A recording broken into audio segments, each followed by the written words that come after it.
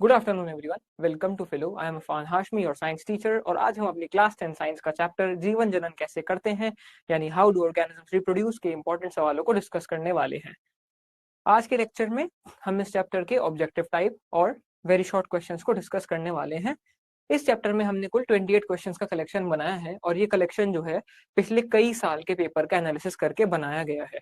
तो ये सभी के सभी क्वेश्चंस जो हम डिस्कस करने वाले हैं आपके एग्जाम के नजरिए से बहुत जरूरी हैं और आपको इनकी खूब अच्छे तरीके से प्रैक्टिस करनी है। चलिए फिर शुरू करते हैं आज के काम के साथ। आज हम करेंगे इसके 14 एमसीक्यूज और 5 वेरी शॉर्ट क्वेश्चंस।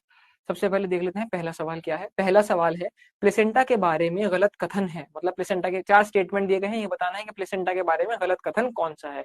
ये गर्भाशय की दीवार में धसी एक डिस्क है, पहला स्टेटमेंट है। इसमें भ्रूण के ऊतक की ओर प्रवृद्ध होते हैं, ठीक है। इसमें ग्लूकोज और ऑक्सीजन को मां से भ्रूण तक पहुंचने के लिए बहुत छोटा सतह क्षेत्र होता है। और आखिरी स्टेटमेंट है इसके माध्यम से भ्रूण को मां के रक्त से पोषण मिलता है। तो इसमें जो गलत स्टेटमेंट है वो है ऑप्शन नंबर सी, जिसमें लिखा है इसमें ग्लूकोज और ऑक्सीजन को मां से भ्रूण तक पहुंचने के लिए बहुत छोटा सतह क्षेत्र होता है। ये बात बिल्कुल गलत है, क्योंकि जो सतह क्षेत्र होता है प्लेसेंटा में मां से भ्रूण तक पहुंचने के लिए जो सतह क्षेत्र है वो काफी बड़ा होता है। अप्रोक्सीमेटली 10 से लेके 15 मीटर स्क्वायर तक का उसका साइज होता है, जो सतह क्षेत्र होता है। और वो जरूरी इसलिए है उसका बड़ा होना जिससे कि एफिशिएंटली मैटरनल फीटल जो एक्सचेंज है वो हो सके। मैटरनल फीटल एक्सचेंज का मतलब होता है माँ से बच्चे को पोषण मिलना, ठीक है ना। चलिए अगला सवाल देखते हैं। अगला सवाल है ब्रेड के टुकड़े पर ब्रेड कवक के तेजी से फैलने के लिए जिम्मेदार निम्नलिखित स्थितियों के चयन करें, ठीक है। ये बताना है कि ब्रेड पे जो मोल्ड फैल जाता है तेजी से उसके लिए जिम्मेदार कौन है, ठीक है। ऑप्शन कुछ स्टेटमेंट दिए गए हैं 4। लिखा है बड़ी संख्या में बीजाणुओं का निर्माण, ब्रेड में नमी और पोषक तत्वों की उपस्थिति, कम तापमान, या फिर हाइफे की उपस्थिति। अब इनमें से ठीक कौन से हैं? ऑप्शन हमको 4 दिए गए हैं, 1 और 2, 2 और 4, 2 और 3 और 3 और 4। तो जो सही उत्तर है इसका वो होगा हमारा एक तो पहला स्टेटमेंट ठीक है बिल्कुल, कि बड़ी संख्या में बीजाणुओं का निर्माण यानी स्पोर फॉर्मेशन हो जाता है बहुत ज्यादा, है ना। एक बहुत बड़ी संख्या में यानी एक बहुत लार्ज नंबर में स्पोर्स फॉर्म हो जाती हैं। और फिर दूसरा जो स्टेटमेंट ठीक है वो है हमारा ब्रेड में नमी और पोषक तत्वों की उपस्थिति। ये होगा हमारा दूसरा स्टेटमेंट जो करेक्ट है। तो सही ऑप्शन हुआ फर्स्ट और सेकंड, ऑप्शन नंबर ए। अब यहाँ पर एजर्शन रीजन के क्वेश्चन हैं, कुछ 3 सवाल हैं, प्रश्न 3 से 5 तक। हर सवाल के लिए आपको 4 कोर्स दिए गए हैं और दो स्टेटमेंट होंगे। 2 स्टेटमेंट यानी एक एजर्शन और एक रीजन, है ना। एजर्शन मतलब हमारा ये अभिकथन और दूसरा वाला उसका कारण होगा। कोड्स में क्या होगा, आपको जो कोड्स दिए गए हैं वो कुछ इस तरीके से होंगे कि पहला कोड है कि भाई एजर्शन भी ठीक है, रीजन भी ठीक है, और जो रीजन है हमारा यानी जो कारण है वो हमारे एजर्शन यानी हमारे अभिकथन की बिल्कुल सही व्याख्या यानी बिल्कुल सही एक्सप्लेनेशन है ना। और दूसरे वाले में क्या होगा कि एजर्शन और रीजन दोनों ठीक तो है लेकिन कारण जो है वो अभिकथन की सही व्याख्या नहीं है, ये दूसरे वाले में होगा। तीसरे वाले में होगा कि अभिकथन ठीक है कारण गलत है, और चौथे वाले में इसका उल्टा हो जाएगा कि अभिकथन गलत है और कारण ठीक है। अब देख लेते हैं क्या क्या है हमारे पास सवाल। पहला सवाल है अभिकथन और कारण का, कि पहला स्टेटमेंट है बच्चों का लिंग इस बात पे निर्धारित होगा कि उन्हें अपनी माँ से क्या मिलता है, विरासत में क्या मिलता है। और कारण लिखा है महिलाओं में XX लिंग गुणसूत्र होते हैं। तो बच्चों कारण तो बिल्कुल ठीक है, बिल्कुल ये बात इन्होंने ठीक लिखी है कि महिलाओं में XX गुणसूत्र यानी XX क्रोमोसोम ही होते हैं। लेकिन जो पहली बात यहाँ पर जो अभिकथन है कि बच्चों का लिंग इस बात पे निर्धारित होगा कि उन्हें अपनी माँ से विरासत में क्या मिलेगा, ये बात बिल्कुल गलत है, क्योंकि ये तो इस बात पर निर्धारित होता है कि उन्हें अपने फादर से क्या मिलेगा, ठीक है ना। जो जेंडर है वो फादर के क्रोमोसोम्स के ऊपर डिपेंड करता है जो कि होते हैं Y और X, ठीक है। तो इसका जो सही कोड हो जाएगा वो है अभिकथन है गलत है और कारणार हमारा सत्य है। चलिए अगला प्रश्न देख लेते हैं। अगला प्रश्न है माता पिता से प्राप्त गुणसूत्र बच्चे के लिंग का निर्धारण करते हैं, ठीक है। कारण क्या है इसका, पुरुष बच्चे में गुणसूत्र पिता से विरासत में मिलता है, पुरुष बच्चे में Y गुणसूत्र पिता से विरासत में मिलता है, ये बात बिल्कुल ठीक है। और अभिकथन क्या था हमारा, माता पिता से प्राप्त गुणसूत्र बच्चे को लिंग का निर्धारण करते हैं। अब बच्चों यहाँ पे जो कंडीशन है कि है तो बातें बिल्कुल दोनों ठीक है ना, लेकिन जो एक्सप्लेनेशन है जो कारण है वो अभिकथन की एक्सप्लेनेशन नहीं है, उसको सही से एक्सप्लेन नहीं कर रहा है। दो अलग अलग बातें हैं, है दोनों ठीक बातें, इसलिए कोड नंबर बी हम चुनेंगे यहाँ पर। आखिरी प्रश्न है एजर्शन रीजन यानी अभिकथन कारण का। सामान्यतः एक कोशिका और एक जनन कोशिका में गुणसूत्र की संख्या विभिन्न प्रजातियों में समान नहीं होती है, ठीक है। ये हमारा जो एक सेल और जर्म सेल्स हो गए उसमें ये कह रहे हैं कि जो किस चीज की संख्या की बात हो रही है? गुणसूत्र की संख्या, यानी क्रोमोसोम्स जो होते हैं। बिल्कुल ठीक कह रहे हैं, है ना? जो हमारे एक कोशिका और एक जनन कोशिका वाले जो सेल्स और जर्म सेल्स होते हैं, उसमें क्या होता है, सेल्स तो डिप्लॉयड होते हैं, 2n नंबर है उनका, और ये जो होते हैं ये हैप्लॉयड होते हैं, यानी n होते हैं। ये बात उन्होंने ठीक बताई। अब कारण में क्या लिखा है, जब दो जनन कोशिकाएं आपस में मिलती हैं तो वो किसी प्रजाति में गुणसूत्रों की सामान्य संख्याओं के पुनर्स्थापित कर देती हैं। ये बात बिल्कुल ठीक है, लेकिन यहाँ पर भी हम कोड बी ही चुनेंगे, क्योंकि ये बात पहले जो हमारा अभिकथन है उसको सही से एक्सप्लेन नहीं कर रही है। ठीक है ना? क्योंकि पहले में तो वो बता रहा है कि डिफरेंस बता रहा है हमें कि भाई एक डिप्लॉयड है, एक हैप्लॉयड है, 2n और n, है ना? और दूसरे में फर्टिलाइजेशन बता रहा है। तो ये दोनों अलग अलग बातें हैं, लेकिन दोनों ठीक बातें हैं, तो इसलिए कोड भी चुना जाएगा। अब हम प्रश्न 6 की बात कर लेते हैं। बीज का वे भाग जो भोजन संग्रहित करता है, भविष्य की जड़ है और भविष्य की टहनी। अब हमें 3 भाग बताने हैं बीज के, जो सबसे पहला वाला तो भोजन संग्रहित करे, दूसरा भविष्य की जड़ हो और तीसरा भविष्य की टहनी हो। तो इसका जो सही उत्तर होगा बच्चों क्वेश्चन नंबर 6 का, वो होगा हमारा विकल्प नंबर सी, यानी बीजपत्र, मूलांकर और प्रांकुर, कॉटिलिडन,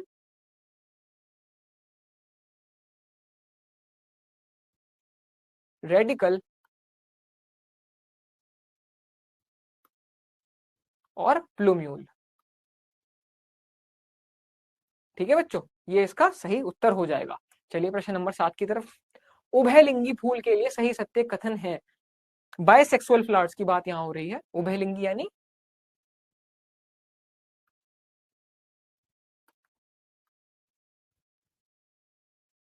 बायसेक्सुअल फ्लावर्स, ठीक है। इनमें पुंकेसर और स्त्रीकेसर दोनों होते हैं, बिल्कुल ठीक बात है। इनमें या तो पुंकेसर या स्त्रीकेसर होता है, ये बात बिल्कुल ठीक नहीं है, ये गलत बात है। वे या तो स्वपरागकण या परपरागकण प्रदर्शित करेंगे, यानी सेल्फ पॉलिनेशन और क्रॉस पॉलिनेशन, ये बात बिल्कुल ठीक है। वे स्वयं फल उत्पन्न नहीं कर सकते, ये बात गलत है। तो यहाँ पर जो सही स्टेटमेंट है हमारे, वो है पहला स्टेटमेंट कि इनमें पुंकेसर और स्त्रीकेसर दोनों होते हैं, यानी इनके अंदर मेल पार्ट्स और फीमेल पार्ट्स दोनों होते हैं, जो ये इनको ये रिप्रोडक्शन में यूज करते हैं। और तीसरा स्टेटमेंट, वे या तो स्वपरागकण या फिर परपरागकण यानी सेल्फ पॉलिनेशन और क्रॉस पॉलिनेशन प्रदर्शित करते हैं। तो जो सही उत्तर होगा वो होगा 1 और 3, यानी ऑप्शन नंबर सी। चलिए अगले प्रश्न की तरफ। नर और मादा युग्मक मिलकर क्या बनाते हैं? नर और मादा युग्मक मिलकर बनाते हैं युग्मनज, यानी जाइगोट। क्वेश्चन में पूछा है कि मेल और फीमेल गैमेट्स मिलकर क्या बनाते हैं, तो सही उत्तर हुआ विकल्प नंबर 1, यानी ऑप्शन ए, युग्मनज यानी जाइगोट। कौन से प्रोसेस से बनता है बच्चों ये? मेल और female gamete produce zygote through the process of fertilisation, through fertilisation, है ना, यानी निषेचन, है ना। चलिए अगले प्रश्न की तरफ चलते हैं। प्रश्न नंबर 9 है, निम्नलिखित में से उभयलिंगी फूलों का एक जोड़ा चुने। पपीता और सरसों, गुड़हल और सरसों, गुड़हल और पपीता, या फिर गुड़हल और तरबूज। उभयलिंगी फूल यानी बाइसेक्सुअल फ्लावर्स, अभी हमने बताया था ये आपको कि ये उभयलिंगी होते हैं, बाइसेक्सुअल। तो जो सही उत्तर होगा हमारा वो होगा गुड़हल और सरसों, यानी hibiscus and mustard, hibiscus and mustard. ठीक है बच्चों, चलिए प्रश्न नंबर 10 की तरफ। प्रश्न नंबर 10 है, कॉलम ए को कॉलम ए से सुमेलित कीजिए और दिए गए विकल्पों में से सही विकल्प का चयन कीजिए। ठीक है बच्चों, मैच द फॉलोइंग करना है। चलिए देख लेते हैं पहला वाला स्टेटमेंट क्या है। शुक्राणु के साथ अंडे के निषेचन का स्थान ये होता है अंडवाहिनी, तो ये हो गया हमारा ए पार्ट का आंसर। भ्रूण के आरोपण का स्थान, भ्रूण के आरोपण का स्थान होता है हमारा गर्भाशय, तो ये हो गया बी, है ना। नर शुक्राणु का महिला प्रजनन तंत्र में प्रवेश स्थान ये होती है योनि, और वह स्थान जिसके माध्यम से विकासशील भ्रूण द्वारा उत्पन्न अपशिष्ट पदार्थों को हटाया जाता है ये होता है हमारा प्लेसेंटा यानी नाल, तो ये हो गया हमारा ऑप्शन नंबर डी। सारे के सारे विकल्प हमने मिला दिए हैं, CBAD यानी 3214। तो सही उत्तर क्या हो जाएगा हमारा 3214, ये हमारा डी पार्ट। ठीक है, चलिए प्रश्न नंबर 11 की तरफ चलते हैं। प्रश्न नंबर 11 है, निम्नलिखित में से किस जीव में बहुविखंडन अलैंगिक प्रजनन का एक साधन है? यीस्ट, लीशमानिया, पैरामीशियम या फिर प्लाज्मोडियम। तो बच्चों जो अलैंगिक प्रजनन जो होता है, बहुविखंडन अलैंगिक प्रजनन जो है यानी मल्टीपल फिजन जो है वो प्लाज्मोडियम में होता है। सही उत्तर हमारा होगा इसका प्लाज्मोडियम। क्या होता है बच्चों, ये प्लाज्मोडियम जो है ये मल्टीपल फिजन के थ्रू रिप्रोड्यूस करता है ना। इन दिए गए जो जो भी विकल्प है इनमें से प्लाज्मोडियम जो है वो मल्टीपल फिजन के थ्रू रिप्रोड्यूस करता है। इस प्रोसेस में ना जो न्यूक्लियस है वो रिपीटेडली डिवाइड होता रहता है और मल्टीपल डॉटर न्यूक्लियाई बनाता है, ठीक है ना, ये काम होता है इसके अंदर। चलिए प्रश्न नंबर 12 देख लेते हैं। लैंगिक प्रजनन से गुजरने वाली किसी विशेष प्रजाति के माता पिता और संतानों में गुणसूत्र की संख्या स्थिर रहती है क्योंकि, ठीक है, लैंगिक प्रजनन जो होता है बच्चों यानी सेक्सुअल रिप्रोडक्शन, उससे गुजरने वाली किसी विशेष प्रजाति के माता पिता और संतानों में गुणसूत्र यानी जो क्रोमोसोम्स है उनका जो नंबर है वो फिक्स रहता है क्योंकि युग्मनज, ऑप्शंस हैं, युग्मनज निर्माण के बाद गुणसूत्रों का 2 गुना होना। ऑप्शन बी है युग्मनज निर्माण के बाद गुणसूत्रों का आधा होना। ऑप्शन सी हमारा है युग्मक निर्माण से पहले गुणसूत्रों का 2 गुना होना, या ऑप्शन डी है हमारा युग्मक निर्माण के समय गुणसूत्रों का आधा होना। तो बच्चों इसका जो सही उत्तर है वो है ऑप्शन नंबर डी। इसमें बच्चों होता क्या है, सेक्सुअल रिप्रोडक्शन में मियोसिस का जो प्रोसेस होता है ना वो गैमीट्स को डिवाइड कर देता है ना। डिप्लॉइड अलग और हैप्लॉइड अलग, मतलब सॉरी अलग नहीं, डिप्लॉइड जो नंबर होता है ना, डिप्लॉइड यानी 2n होता है ना डिप्लॉइड में, तो ये 2n से ना मियोसिस के थ्रू ये हैप्लॉइड हो जाते हैं यानी सिंगल एन, है ना। जब ये हैप्लॉइड हो जान इसमें फिर जब फर्टिलाइजेशन होता है ना इस प्रोसेस के बाद, जब ये मियोसिस हुआ सेक्सुअल रिप्रोडक्शन में, मियोसिस के थ्रू हैप्लॉइड से वो डिप्लॉइड हो गए यानी 2n से n आ गए। फिर उसके बाद जब फर्टिलाइजेशन होता है, फर्टिलाइजेशन में जब 2 हैप्लॉइड गैमेट्स मिलते हैं, ठीक है ना, वो मिलकर नंबर को वापस 2n कर देते हैं। इसलिए जो क्रोमोसोम्स का जो नंबर है, जो गुणसूत्रों की जो संख्या है वो इसीलिए स्थिर रहती है, ठीक है।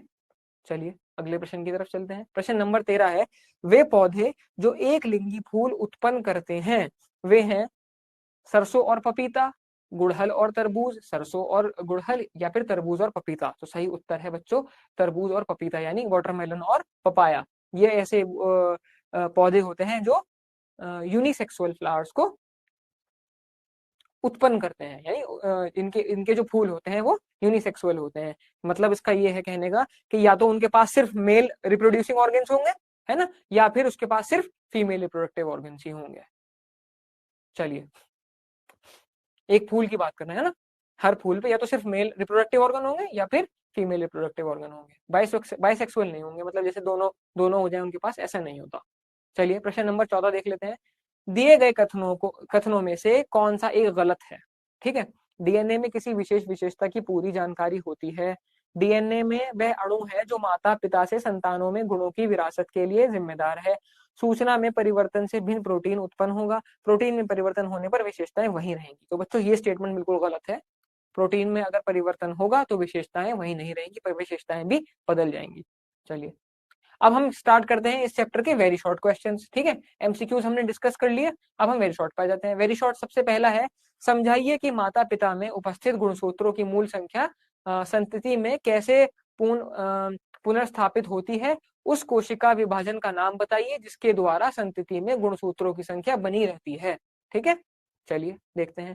अर्धसूत्री विभाजन एक प्रकार का कोशिका विभाजन है जो किसी जीव की प्रजनन कोशिकाओं में होता है और ऐसे युग्मक बनते हैं जिनमें आधे गुणसूत्र और आधे जनक के डीएनए होते हैं। जब ये नर और मादा युग्मक मिलकर युग्मनज बनाते हैं तो डीएनए सामान्य पूरक में पुनर्स्थापित हो जाता है और इस प्रकार गुणसूत्रों की संख्या पीढ़ियों तक बनी रहती है। समझ आया बच्चों कैसे होता है? पूरा आंसर बहुत सिंपल लैंग्वेज में यहाँ पर लिखा गया है, ठीक है, उसको प्रॉपरली एकदम एक्सप्लेन कर दिया गया है। ये वही बात है यहाँ पर कि जो क्रोमोसोम्स हैं उनका नंबर फिक्स कैसे रहता है, तो ये उसको बताया गया है यहाँ पर वेरी शॉर्ट में। चलिए अगला प्रश्न देखते हैं। मानव मादा प्रजनन तंत्र में उस अंग की पहचान कीजिए जहां शुक्राणु अंडाणु से मिलता है। यदि वह अवरोध हो जाए तो क्या होगा? उस तकनीक का नाम बताइए जिससे इसे अवरुद्ध किया जा सकता है। डिम्बवाही नलिका यानी फेलोपियन ट्यूब मानव महिला प्रजनन प्रणाली में वह अंग है जहां शुक्राणु अंडे की कोशिका से मिलता है। यदि डिम्बवाही नलिका यानी फेलोपियन ट्यूब अवरुद्ध है तो निषेचन नहीं होगा। डिम्बवाही नलिका को अवरुद्ध करने की तकनीक को नलिका बंधन या ट्यूबेक्टोमी कहा जाता है, जो गर्भ निरोध की एक शल्य चिकित्सा विधि है ना। मतलब ये एक कॉन्ट्रासेप्शन का मेथड है। कौन सा हमारा ये ट्यूबेक्टोमी इन फीमेल्स। ठीक है, चलिए अगला प्रश्न देख लेते हैं। अगला प्रश्न हमारा है हाइड्रा में मुकुलन की विभिन्न अवस्थाओं को दर्शाने के लिए नामांकित आरेख बनाइए। तो बच्चों डायग्राम बनाने के लिए आया था, क्या दर्शाना था, बडिंग दिखानी थी हाइड्रा में किस तरीके से होती है। तो बच्चों ये डायग्राम आपको प्रॉपर्ली बना के आना है, ठीक है ना। 3 हाइड्रास बनाएंगे, वहां पर एक बड निकलती हुई दिखाएंगे और उस बड से फिर दूसरा का पूरा एक हाइड्रा ग्रो हो जाएगा। बिल्कुल माइनर लेबलिंग है, बड और टेंटिकल्स आपको लेबल करने हैं और आपका मतलब आपको जो है 2 नंबर इसमें बिल्कुल आसानी से प्राप्त हो जाएंगे। चलिए प्रश्न नंबर 18 देख लेते हैं। यौवनारंभ क्या है? किशोर अवस्था के शुरुआती वर्षों में लड़के और लड़कियां दोनों में होने वाली कोई सामान्य परिवर्तन बताइए। प्यूबर्टी का क्वेश्चन है बच्चों, ठीक है। यौवन वह अवधि है जिसके दौरान किशोर यौन परिपक्वता प्राप्त करते हैं और प्रजनन के लिए सक्षम हो जाते हैं। लड़के और लड़कियां दोनों में सामान्य परिवर्तन होते हैं। कुछ सामान्य परिवर्तन क्या क्या है? बगलों और जांघों के बीच जननांग क्षेत्र में घने बाल उगना, है ना। जांघों और बगलों के बीच बाल उग जाना, जिनको हम क्या कहते हैं, जो मतलब फेशियल हेयर की ग्रोथ कहते हैं, है ना। फेशियल हेयर ग्रोथ हो गई, मतलब जैसे वो उसका हो जाना, ये प्यूबर्टी का साइन है। त्वचा तैलीय हो जाती है और उसमें मुहासे निकलने लगते हैं, यानी पिंपल हो जाते हैं, पिंपल का हो जाना, ये एक उसका साइन है। चलिए ये हमारा प्रश्न नंबर 19 है। कायिक प्रवर्धन क्या है, यानी वेजिटेटिव प्रोपगेशन। इसकी 2 विधियां बताइए। कायिक प्रवर्धन में पौधे के वानस्पतिक भागों, तना, पत्तियां, जड़ आदि से उपयुक्त परिस्थितियों में नए पौधे प्राप्त किए जाते हैं। लेयरिंग और ग्राफ्टिंग इसकी 2 विधियां हैं। ठीक है बच्चों, ये इसके 2 तरीके हो गए। तो बच्चों इस चैप्टर के वेरी शॉर्ट और एमसीक्यूज हमने डिस्कस कर लिए हैं। 19 ही क्वेश्चंस थे वेरी शॉर्ट और एमसीक्यूज को मिला के। आपको क्या करना है, अब इन क्वेश्चंस को खूब अच्छे तरीके से प्रिपेयर करना है। इससे आपका इस चैप्टर का रिवीजन भी हो जाएगा और आपका ऐसा भी हो सकता है कि इनमें से कोई सवाल आपके क्वेश्चन पेपर में इस बार रिपीट हो जाए, तो उसके लिए भी आप बहुत मतलब कॉन्फिडेंटली फिर उसका आंसर लिख सकते हैं। अब हम आपसे मिलेंगे अगली क्लास में इस चैप्टर के short question, case based question और लॉन्ग क्वेश्चन के साथ। तब तक के लिए आप बढ़िया तरीके से पढ़ाई करिए एंड थैंक यू।